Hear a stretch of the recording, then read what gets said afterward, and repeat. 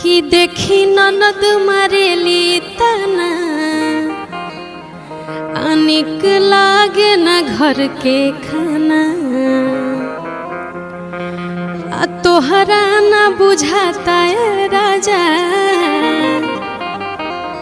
कैसे रहेली घर में जनाना तो तुहसे शादी कके हम तो पछतात बानी हो ए पापा के बोला के नैहर जात बानी हो ए राजा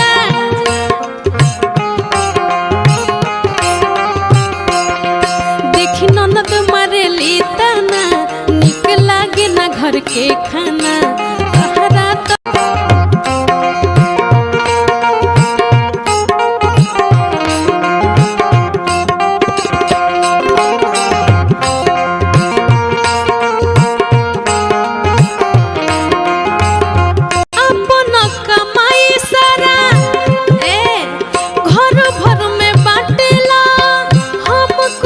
कहिले तो हमारे के डांटेला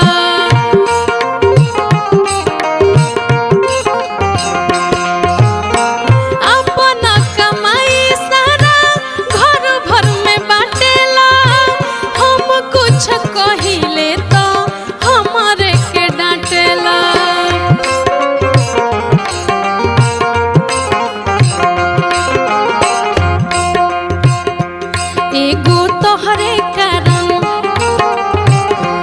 एगो तोहरे कारण सबका से डांटत बानी हो पापा के बोला के नैहर जात बानी हो ए राजा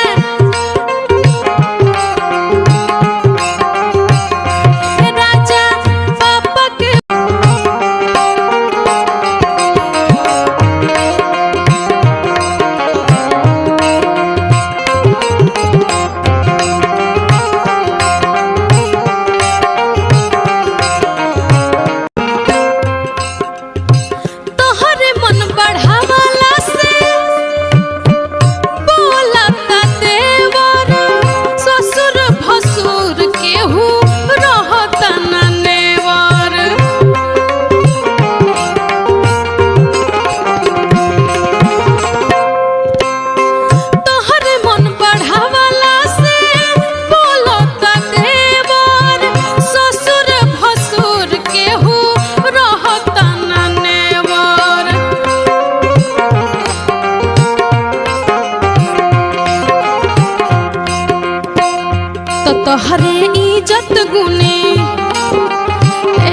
तोहरे इज्जत गुने बुढ़ऊ से लजात बानी हो